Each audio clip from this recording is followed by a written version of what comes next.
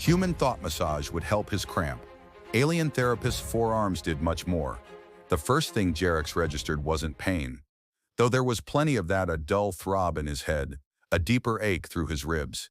It was the light, not daylight, too diffuse, too internal. A soft, pulsating glow emanating from the walls, the floor, even the air itself seemed to hum with it. And then he saw her, tall, impossibly graceful, her form shifting slightly in the ambient light. 4 arms, 2 upper, 2 lower, hanging with unnerving stillness. Skin the color of polished obsidian, marked with swirling lines that pulsed with the same soft luminescence as the room. Her eyes, large and multifaceted like gems, fixed on him. A deep, resonant hum vibrated from somewhere in her throat. Human, you intrude upon a sacred place. The crush of resonance. Why do you bleed upon the living floor? Her voice wasn't just sound, it felt like a ripple against his consciousness, oddly soothing despite the sterile, dangerous edge. He tried to push himself up, pain flaring. Intrude. I crashed. My ship went to hell, remember? 1 minute I'm just trying to run some damn cargo. The next I'm scraping paint off the hull with my teeth and waking up here, looking at the. He gestured weakly at her. Look, lady, I'm just a guy with a busted bird and a pounding headache. Thought massage sounds great, actually. Got anything for a skull-splitting migraine? Sarcasm, his default setting, even when faced with glowing 4-armed aliens in what looked like a bioluminescent church. It was the only thing that kept the shivering guilt from the wreck down. People had been on that ship, his ship. Now they were gone. He didn't want to think about it. He focused on the glowing lady. She tilted her head, the multiple facets of her eyes catching and refracting the internal light. Thought? Massage? Is this a human ritual? A plea for comfort through mental manipulation? Your thoughts are chaotic, loud. Her lower pair of arms slowly lifted, long, slender fingers tipped with blunt, iridescent nails. The resonance creche offers healing, yes, but only to those deemed worthy. Your presence here, bleeding on the living floor, is Judith Piafy Breduration. But here Fanal Pinsulam said Becoides Tiribsuded. Irregular. The elders will have questions. The hum in her throat deepened, a sound that seemed to resonate in his bones. Not unpleasantly, just unpleasantly, just profoundly alien. Your vessel's distress scream was heard. A blight upon the silent void. You are the only, Steady Joy B offers and said you are the only. Survivor? The word hung in the air, and a cold knot tightened in Jerick's gut. Survivor. Yeah, just him. Always just him. Look, yeah, survivor. He ground out. Happy damn holidays. Can we skip the existential dread and get to the part where you patch me up or throw me in a cell? Preferably patch me up first. I think a couple of my ribs are trying to get out and see the sights. He shifted, trying to find a less painful position, failing miserably. The pain was a solid thing now, a hot band around his chest. And what's with the light show?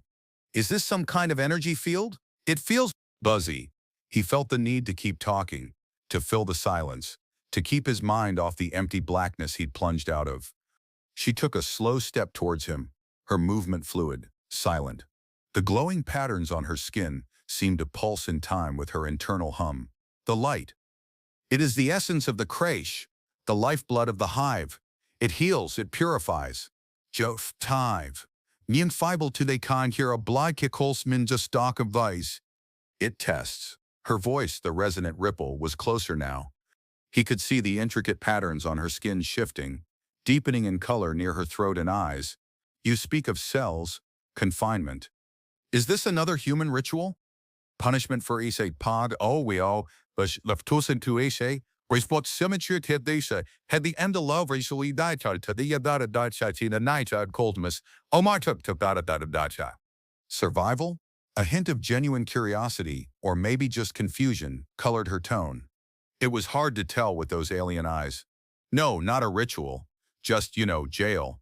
For crashing, or trespassing, or being generally inconvenient. He managed a weak, lopsided grin. Or maybe you guys just lock up anything that doesn't glow. Because, spoiler alert, I don't glow. The light in the room seemed to intensify slightly around her as she regarded him, a subtle power radiating from her stillness. He suddenly felt very small, very fragile, and very, very human in this alien place. "You are correct," she stated, and for a second, he thought she was agreeing about the jail. "You do not glow, not with the resonance of the hive. You are dull." And yet, she paused, and her upper right hand reached out, hovering inches from his forehead. He tensed, expecting a blow or some kind of neural probe. There is a faint flicker, a disturbance in the light around you. His headache, which had momentarily receded with the dialogue, flared again under her proximity. It felt like a pressure building behind his eyes. "Yeah, that's my headache. You guys got space aspirin? Or maybe that thought massage isn't such a bad idea after all. If it stops this pounding." He watched her hand, ready to flinch. She didn't touch him, but the humming in her throat intensified, and the air around his head seemed to grow thick, viscous.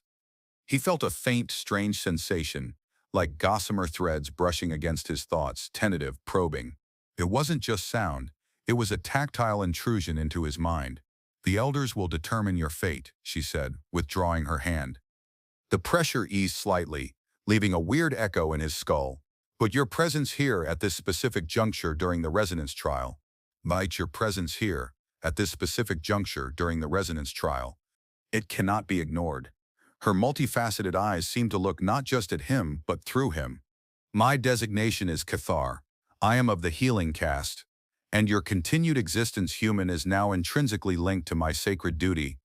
She straightened to her full height, which was considerable, looming over him. The bioluminescent patterns on her skin flared brighter for a moment, a silent declaration of authority. "You will participate in the trial. You will be tested. Your physical form is Tukwish. Form is suktwi, damaged, but salvageable. The light will begin its work, and I will oversee your process. This is not a choice, human. This is concert, an assignment." "An assignment? By who? The glowing walls? The elders? Him?" He didn't like the sound of that. Didn't like being assigned anything by a four-armed alien queen in a glowing fish tank, especially not something involving a resonance trial and his continued existence. But as he tried to argue, a wave of dizziness hit him, the room spinning with its internal light. The last thing he heard before the edge of unconsciousness claimed him was Cathar's deep, resonant hum, feeling closer now somehow inside his head. He awoke to a different light, still internal, but softer, more diffused, almost milky, and he was moving. Not under his own power.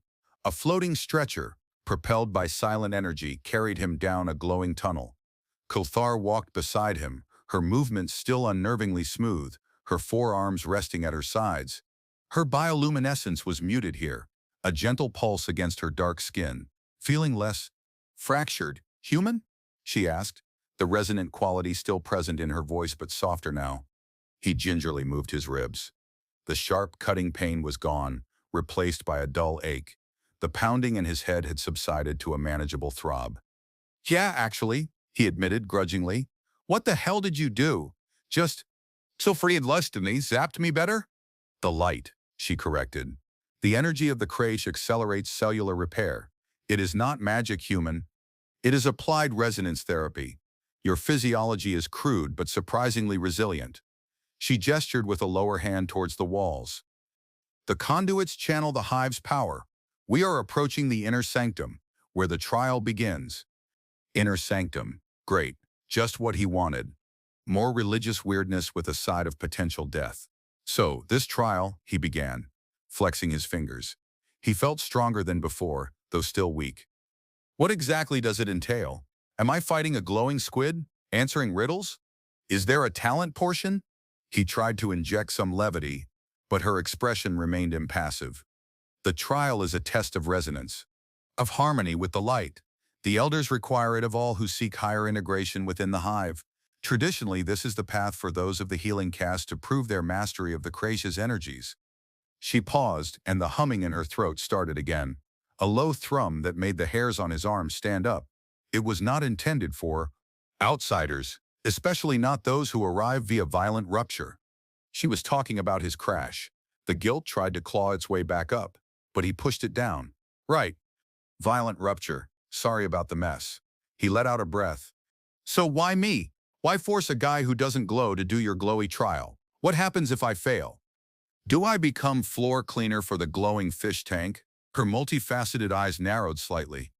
Failure is dissolution. Your crude form cannot withstand disharmony with the core resonance. You would cease to be. She stated it with the detached clarity of a scientist describing a chemical reaction. No drama, just fact. Cease to be. Dissolution, like being unmade. He swallowed hard. Right, dissolution. Good to know the stakes. He forced another grin. So you're saying I need to, out of vibe with the light, like find my inner glow? This is starting to sound less like a trial and more like a really intense group therapy session. He watched her, trying to read her alien face. There was something in her gaze, a flicker of something he couldn't name. Pressure? Responsibility? Or just pure alien indifference? Group therapy? She echoed, the phrase clearly unfamiliar. Is this another human ritual? Many minds sharing disharmony? Something like that, he muttered. Look, Cathar, I don't know anything about resonance or the light. I just know how to fix an engine with duct tape and a prayer, and how to get shot at. Neither of those seem particularly useful for either rehabizing for hiorigui wanero. Einastor candid pilikin aust and stibel levernibel. Resonating. He ran a hand through his dirty hair. What am I supposed to do? Meditate? Chant? Do interpretive dance? She stopped beside the stretcher as it halted in a larger chamber, the walls shimmering with intricate moving patterns of light. This place felt even more potent, the hum in the air louder, more pervasive. In the center of the chamber was a raised platform, also pulsing with light. This was it, the trial arena. You will endure the fluctuations, Kanthar said, gesturing towards the platform. The Kracha's energy will be channeled.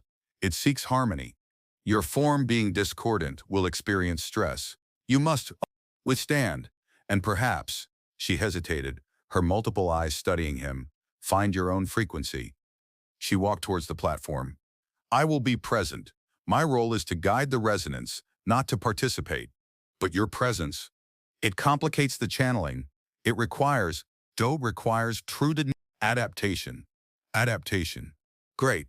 His whole life felt like one long, shitty adaptation. He pushed himself off the stretcher, testing his legs. They felt shaky but held him. The ache in his ribs was still there, a dull reminder. Okay, adaptation. Got it.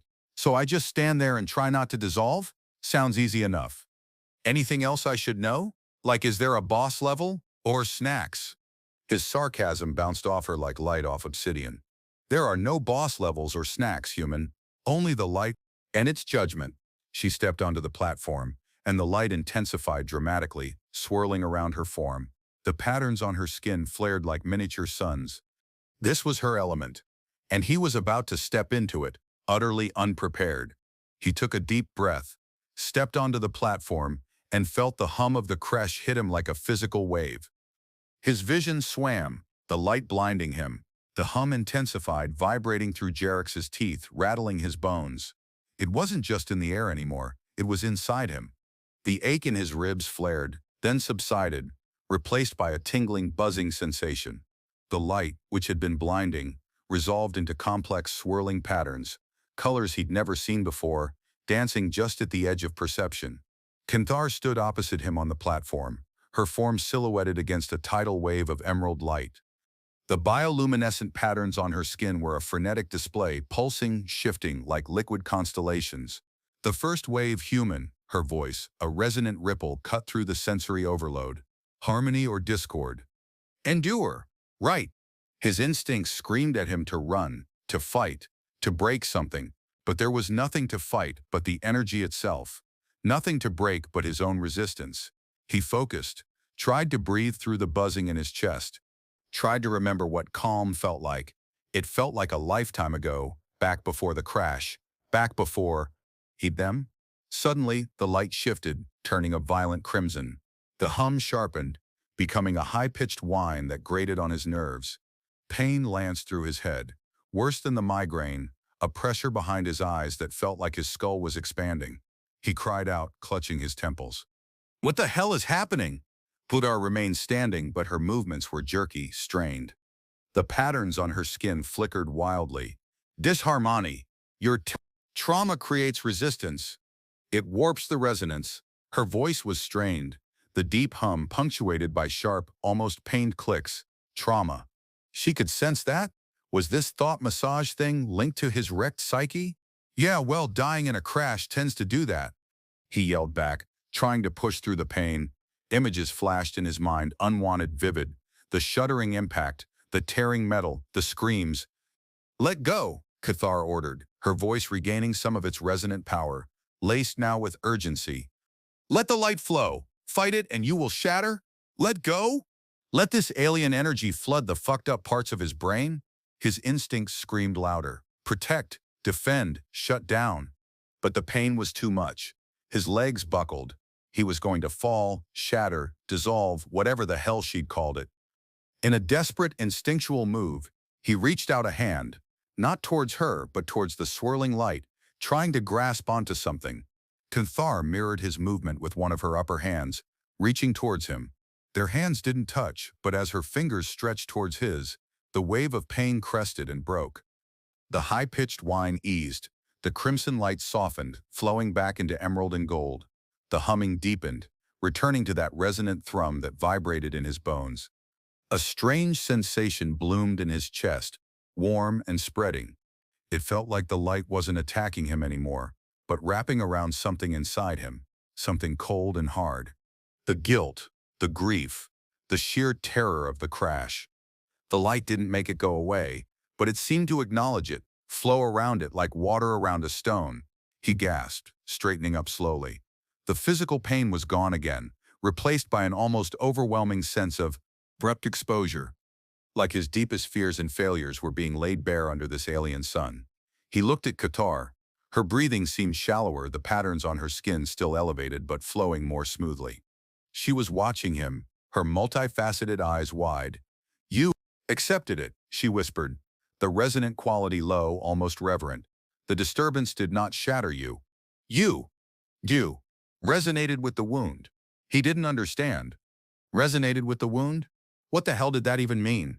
I just didn't want to dissolve, he admitted, feeling exposed and stupid. It hurt like hell. And then, it didn't. What was that? Cathar stepped closer, her gaze intense. That was the test, the first threshold. The light sought harmony. Your past trauma created a powerful dissonance. Most non-resonant forms would disintegrate at that point. She reached out again with a lower hand, hesitantly this time, stopping just short of his arm. But you did something unexpected. You reached out not in defiance but in connection? Connection? He'd been flailing blindly. I don't know about connection, he said, shaking his head. I just didn't want to die standing here. He looked down at his hand, then back at her. So, I passed? I don't dissolve? She seemed to be considering him, a new light in her eyes. Not just authority, but something. Speculative. You endured the initial surge, that is. Significant. Her forearms settled at her sides again, but there was a tension in her posture that hadn't been there before. But the trial is not over. The elders will require further. Will require further assessment. Your unique interaction with the resonance field poses new variables. She paused, her internal hum picking up slightly. And your resonance signature, human.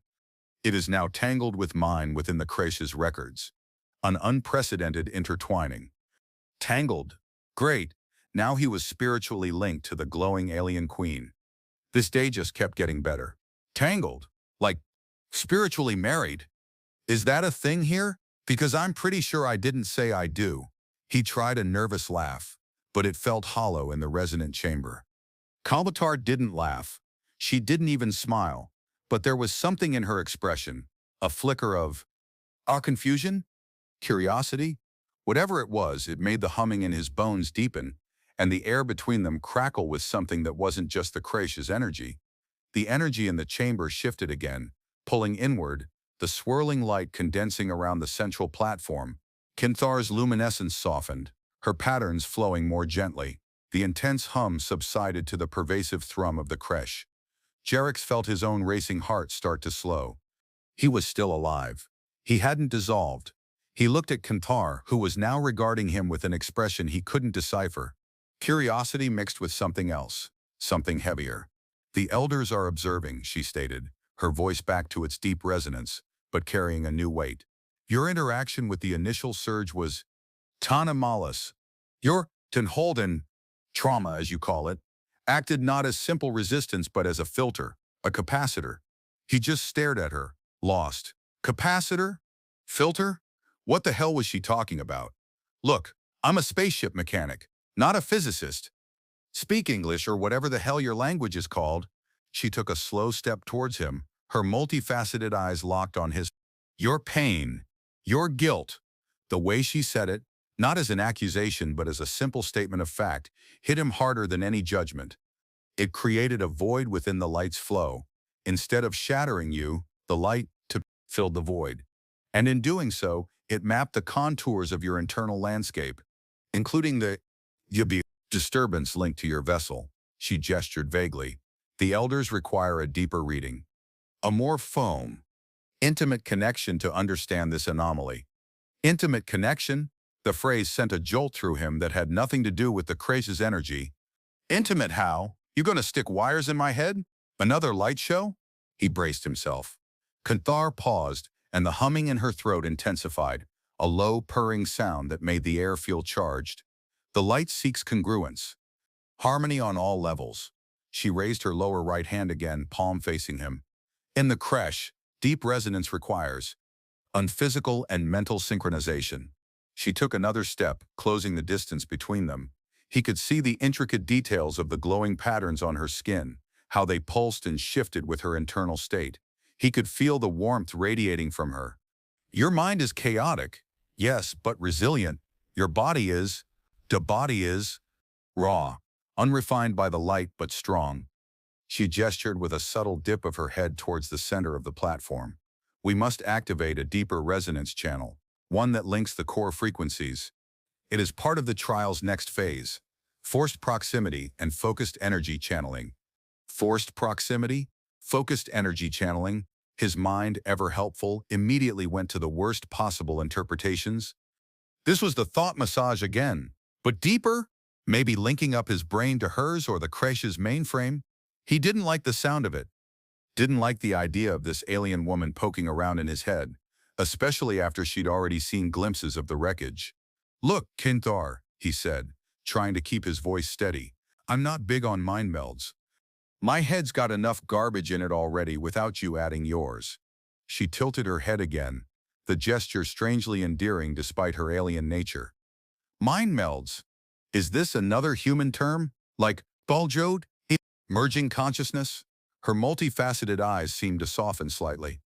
It is more fundamental, a synchronization of core frequencies, like two instruments finding the same note. Right, instruments. Notes. He was floundering. This was way outside his comfort zone. Space battles? Sure. Haggling with shady traders? His bread and butter. But this? Alien psycho-spiritual rituals? Not in his skill set.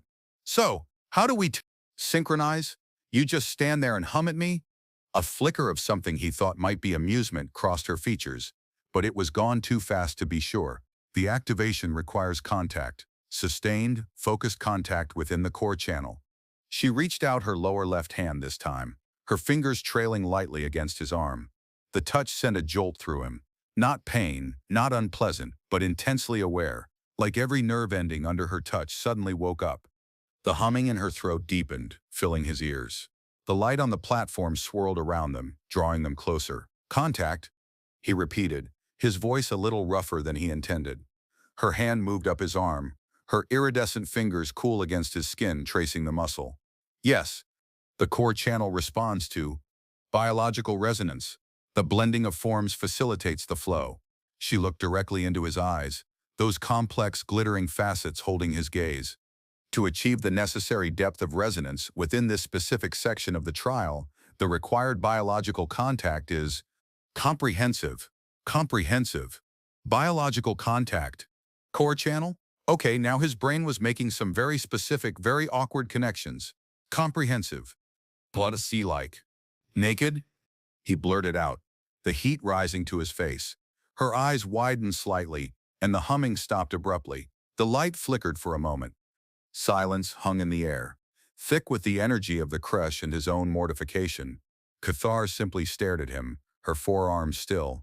Then, the deep, resonant hum returned, starting low and building. "Naked?" she repeated, the words sounding strange and almost ritualistic in her voice. "You mean undivested of external coverings?" She paused, and the iridescent patterns on her skin pulsed with a slow, deliberate rhythm. "Yes, human. The light requires direct interface. The channeling is most pure when the forms are unadorned. Are you proposing this?" She tilted her head again, the question loaded with unintended meaning in his human context. "Proposing? Like that? Marriage proposing? Or proposing to get naked with her on the glowing platform?" Oh God. This was the awkward sexual misunderstanding, right on time. He felt his face burn hotter. "No, not proposing. I mean, is that the comprehensive biological contact you need?" he stammered. A strange, low sound rumbled in Kengthar's chest, deeper than her hum. It took him a second to realize it was something close to laughter, alien and resonant. "Your interpretation is direct human, but not entirely incorrect. The core channel requires full congruence, mind, body, spirit, and in the crush of resonance for deep integration. But, yes, it requires forms joined without barriers." Her gaze held his, no longer just curious but intense, speculative, and undeniably challenging. The trial just got a lot more complicated. The humming deepened, pulsing in sync with the light swirling around them. Kithar's multiple eyes held his, and the intensity radiating from her was no longer just authority or curiosity. It was something raw, primal, and specifically directed at him. Her iridescent patterns flared, a wave of bioluminescent energy washing over her obsidian skin. "Comprehensive biological contact," she repeated, her voice a low, resonant purr that vibrated in his chest. "The light demands truth, vulnerability. There can be no barriers for the core frequencies to align." Her upper hand slowly rose, her long, graceful fingers moving to the fastenings on her own dark, shimmering garments. The fabric parted silently, revealing more of the pulsing, intricate light patterns on her skin. She was like a living star chart, patterns shifting and swirling with incredible complexity. He found himself staring, mesmerized, his earlier mortification replaced by a stunned, visceral awareness. He was trapped with an alien queen in a glowing room, forced into a trial that apparently involved syncing his core frequencies with hers via comprehensive biological contact. And she was already demonstrating what that meant. His sarcastic facade began to crumble under the sheer alien reality of the situation. This wasn't a joke. This wasn't something he could talk his way out of. This was happening. And despite the danger, despite the absolute absurdity of it, a different kind of heat began to rise within him, one that had nothing to do with the Krix's energy. It was a purely physical response to the sight of her, the power she exuded, the undeniable invitation in her gaze. "So," he managed, his voice dry, "this is the therapy part? Stripping down and sinking frequencies?" He started to fumble with the clasps on his own worn flight suit. His hands were shaking slightly. Guest thought massage was a euphemism. Cathar watched him, her alien laughter-like rumble sounding again, deeper this time. Euphemism? Another human concept? A pleasing sound for an unpleasant truth? The light is not unpleasant, human. It is reality. And resonance requires presence. Complete presence. She shed her upper garment, letting it drift silently to the glowing floor. Her upper torso was just as intricately patterned as the rest of her, the light tracing the elegant lines of her alien anatomy. She was built lean, powerful, clearly adapted for something beyond his comprehension, but undeniably female. He finished with his flight suit, stepping out of it and letting it fall beside hers. He stood there feeling exposed and awkward in just his worn underclothes. Compared to her glowing patterned form, he felt pale, fragile, and dull, just as she'd described. "All right," he said, trying to sound more confident than he felt. "No barriers, complete presence. What's next? Do we hold hands and sing Kumbaya?" Cathar didn't respond with words this time. She simply extended both of her lower hands towards him, palms open. The light intensified around her fingers, casting intricate shadows on his skin. "Step closer, human." Her voice was softer now, drawing him in. "Enter the core channel. Let the frequencies align." He hesitated for a moment, that deep-seated fear of vulnerability warring with the strange pull he felt towards her. towards the power she represented, the intensity she directed at him, towards the simple biological imperative that was starting to override his fear. This was survival in the most bizarre sense. Surrender to the ritual or dissolve. He chose the ritual. He stepped closer, standing directly before her on the glowing platform. Her hands, cool and smooth, settled on his waist. The touch sent a shockwave through him. It wasn't just her hands. It felt like the energy of the creche flowed through her directly into him. Her upper hand settled on his shoulders, her fingers tracing the lines of his muscles. The humming in her throat deepened, becoming a powerful, resonant thrum that filled his chest, vibrating against his ribs. The light swirling around them intensified, blindingly bright for a moment before his vision adjusted, seeing only the intricate moving patterns on her skin and the raw, undeniable power in her eyes. "Breathe with the light, human," she murmured, her voice close, the resonant ripple feeling less like sound and more like a direct instruction in his mind. "Release the resistance. Let the void accept the flow." He did. He exhaled, letting go of the tension he'd been holding on to for days, maybe weeks. Letting go of the guilt, the fear, the ingrained human need to control everything. And as he released, the light intensified, flowing from her hands, from her eyes, from her humming throat into him. It wasn't pain this time. It was pure, unadulterated sensation. The buzzing intensified, spreading through his entire body, settling deep in his core. Kanthar moved against him, her body pressing closer, the patterns on her skin a vibrant shifting landscape against his. Her multiple arms wrapped around him, pulling him into a tight embrace. It wasn't just physical contact. It was a merging of energies, a synchronization forced by the environment, by the trial, by her will, but also by something new, something unexpected blooming between them. The thought massage, the resonance therapy, the core frequency alignment. But it was all this. An intimate, powerful, and terrifying connection forced by alien ritual and the raw need to survive. And as her humming reached a fever pitch matching the thrum in his own chest, he felt himself pulled under by the wave of pure, resonant energy. The wave broke over him, a tsunami of light and sensation. It wasn't just physical anymore. It was in his mind, his very being. Kothar's resonance flowed into him, not just the gentle hum from her throat, but something deeper, older. It felt like she was sharing the very essence of her connection to the hive, to the light. His own scattered, chaotic thoughts, his guilt, his fear, his raw survival instinct.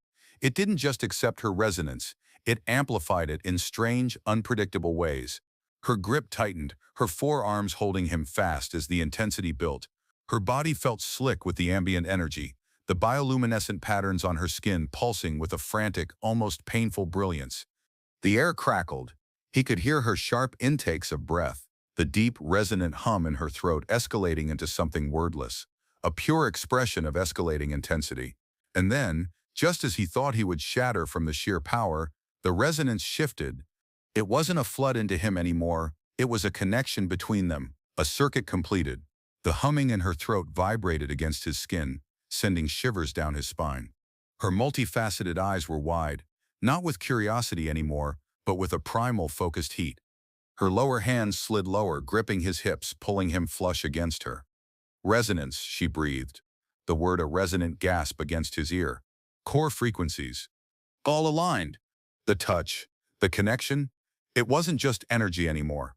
It was physical, raw, and incredibly potent. The thought massage, the comprehensive biological contact, the core channel, but all converged into this singular, overwhelming act. Survival heat, amplified by alien energy and psychic resonance.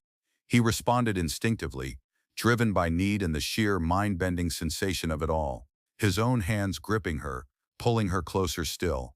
The crash, the guilt, the fear, it all faded, replaced by the overwhelming, visceral reality of her, the feel of her alien skin, the pulsing light patterns, the deep hum vibrating through both of them. Her upper hands moved, tracing his jawline, her fingers brushing against his lips, her head tilted back slightly, exposing the smooth line of her throat where the humming resonated. And then her mouth was on his. Not a human kiss, but a firm pressure, her lips cool and firm, the resonant hum now muffled against his mouth, vibrating directly into him. The resonance deepened, a feedback loop of energy and pure physical pleasure unlike anything he had ever experienced. Her alien biology was a revelation. Her strength, her unique form, the way the light seemed to react to their joining, flaring and swirling around them like a protective cocoon. The thought massage concept returned, not as an intrusion but as a shared space, their minds brushing against each other in the white-hot intensity of the moment. Raw emotions laid bare and accepted within the flow of the light. His own arousal was fierce, primal, an animal response to the alien woman who had pulled him into this impossible dance. She moved against him with an ancient, inherent knowledge, guiding him, demanding his presence, his full surrender to the resonance. Her forearms moved over him, touching, stroking, exploring with an alien grace that was both clinical and deeply erotic. The patterns on her skin seemed to pulse faster now, their light a frenzied display of internal energy. Her humming became a guttural sound, low and demanding. He responded, his own raw human desire meeting her alien intensity. There was no gentleness here, not in the human sense. It was powerful, consuming, a joining driven by the unique conditions of the creche, the trial, and the undeniable pull they had created together. As the peak approached, the light around them reached a blinding crescendo. He felt Kanar tense against him, her 4 sets of fingers digging into his skin. Her humming rose to a high, keening sound that resonated deep within his core. And then, a jolt. A powerful surge of energy that felt like pure consciousness exploding outwards. He gasped, his own body convulsing. And as he climaxed, releasing everything he had held onto, he felt Kanthar do the same. A different kind of energy surged from her, not just physical, but something that felt like pure light, pure resonance pouring into him. It wasn't just sex, it was a binding. As the light faded slightly, leaving them clinging to each other, he felt a strange new sensation settle beneath his skin, a faint internal glow echoing Cathar's own bioluminescence. It was a mark, a resonance bond, and their relationship had just changed forever. Silence descended, thick and heavy, broken only by their ragged breathing and the low, steady thrum of the creche. The blinding light of climax subsided, leaving the chamber bathed in its usual soft internal glow. Jarex clung to Kanthar, his body trembling. The intense sensation of the bonding still echoed within him, the strange faint glow beneath his skin, a tangible reminder of what had just happened. He felt emptied, exhausted, and utterly bewildered. This wasn't just sex. It was something else, something that felt like it had rewritten his internal code.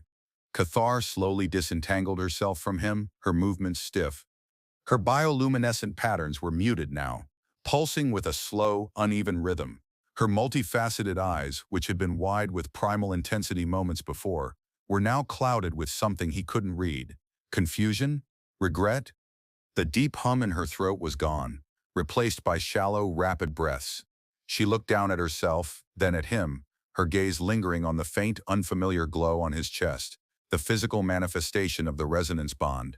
This was fun not intended, she said, her voice flat, devoid of its usual resonance. The words were like a splash of cold water. Intended?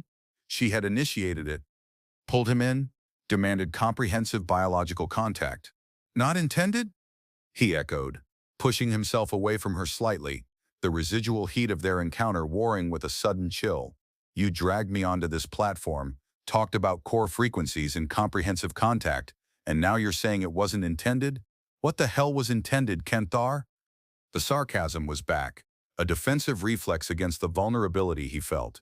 She turned away from him, wrapping her forearms around herself, her head bowed. The channeling was meant to test your compatibility with the light, to see if your form could accept limited resonance without dissolution. The comprehensive contact was a variable. Das den Alderbejak coldly called of Bolfikumikromak of Crozed, Pombe Bolnat called of Deadbold. A possibility if your trauma proved too disruptive for standard flow. She paused, and the humming in her throat started again, a low pain sound. But the depth, the bond, it was not part of the trial's design. A full core frequency lock requires mutual simu for walk with Florida high maximi, when it how to call kinge drops, is prakobor for angaskan intent, or extreme, environmental pressure triggering a survival-based resonance link. She looked back at him, her eyes filled with a sudden, devastating vulnerability. The pressure, tenacensent to Plusien.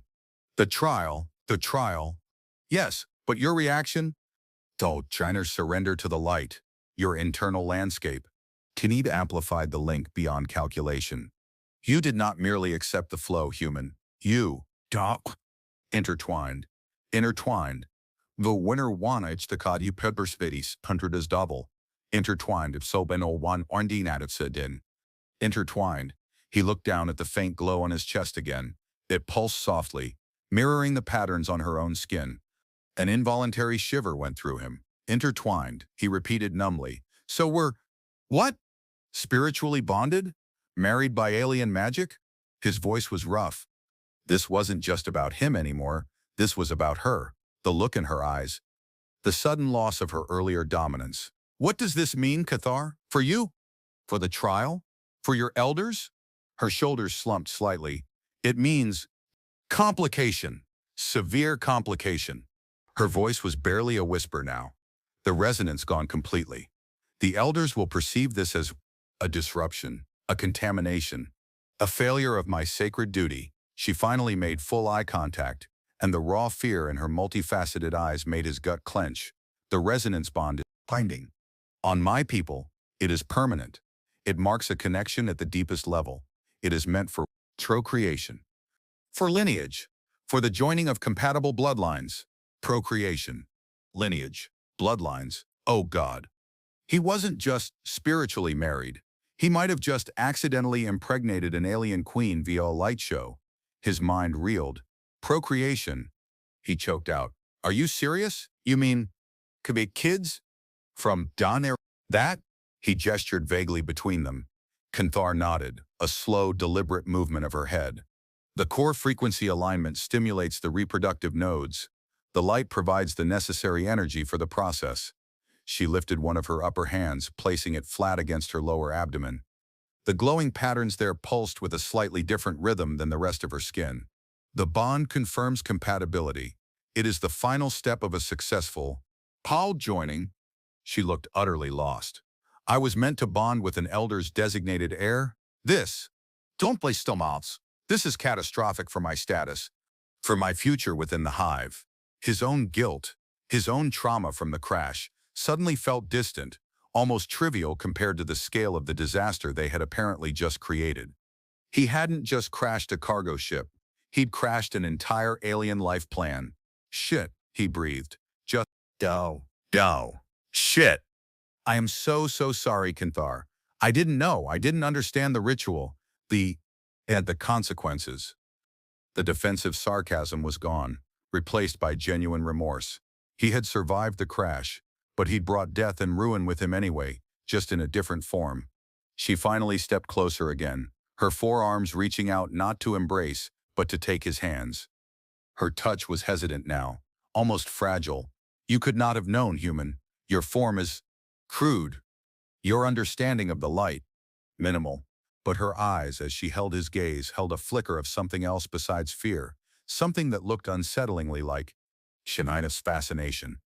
And yet, you resonated? You accepted the void. You did not shatter. She squeezed his hands, her grip surprisingly strong despite her apparent distress. The elders will come. They will see the bond. They will demand answers. And the trial. Titumiters tui, Amar Kalin. Debots konomos babu seed. It is far from over. The sound of the crash's hum deepened further, joined now by a new rhythmic thrumming that vibrated through the floor. Footsteps, many footsteps. Heavy, resonant, coming closer. The elders. Kathar's fear intensified, mirrored in the frantic pulse of her bioluminescent patterns. They are here, she whispered, her voice laced with dread. They will see the mark, the bond. She looked at him, her multifaceted eyes searching his. What will you say, human? How will you explain this? Unprecedented mingling? He looked at her fear, at the strange mark on his own skin, at the impossible connection they had forged in the heart of this alien temple. He was just a guy who crashed his ship, a survivor haunted by ghosts. But now he was bonded to an alien queen, facing down her angry patriarchal elders, with the fate of her lineage and maybe his own survival hanging in the balance.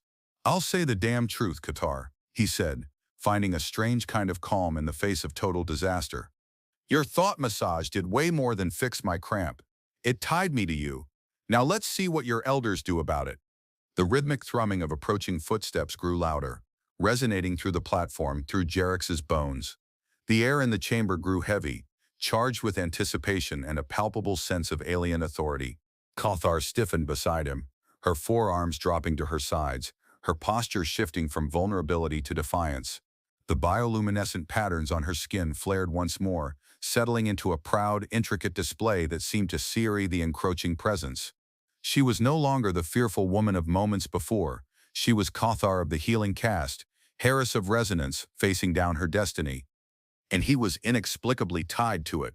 Several figures emerged from the glowing tunnels, gliding into the chamber with silent, imposing dignity. They were larger than Cathar, their forms cloaked in shimmering garments that seemed to absorb the Kracia's light rather than reflect it. Their skin was a deeper, richer obsidian, and their bioluminescent patterns were starker, more geometric, pulsating with a slow, powerful rhythm that seemed to control the very light of the chamber.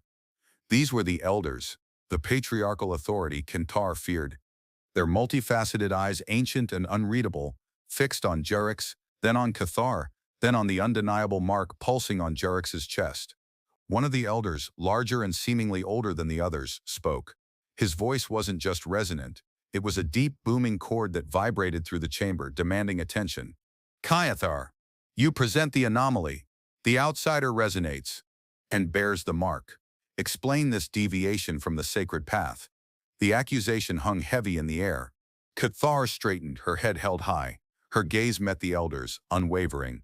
Esteemed Elder Cathar, she began, her voice regaining its resonant power, clear and strong. The human, Jerix, endured the first threshold. His internal landscape, warped by trauma, acted as a unique capacitor for the light. To proceed with the deeper assessment required by the trial's parameters, activation of the core channel was necessary. She paused, taking a deep breath that made the patterns on her throat ripple. The human form, being fundamentally discordant, triggered an unforeseen response. Within the intense environmental resonance of the core channel, exacerbated by the unique filter of his trauma, a survival-based bond was initiated. Not by conscious intent, but by the uncontrollable flow of the light-seeking ultimate harmony. She didn't lie. She presented their accidental bonding as a scientific anomaly, a consequence of his alien nature interacting unexpectedly with their sacred energy. But Jerix could hear the careful wording, the slight tremor beneath her confident tone. Elder Cathar turned his multifaceted gaze onto Jerix. Human, is this the truth? Did you willingly seek this? You're emerging? His voice was a low, dangerous hum. Jerix met his gaze. There was no going back now. He was tied to Cathar for better or worse. He wouldn't let her face this alone. I didn't seek anything, Jerix said, his voice rough but clear. I crashed here.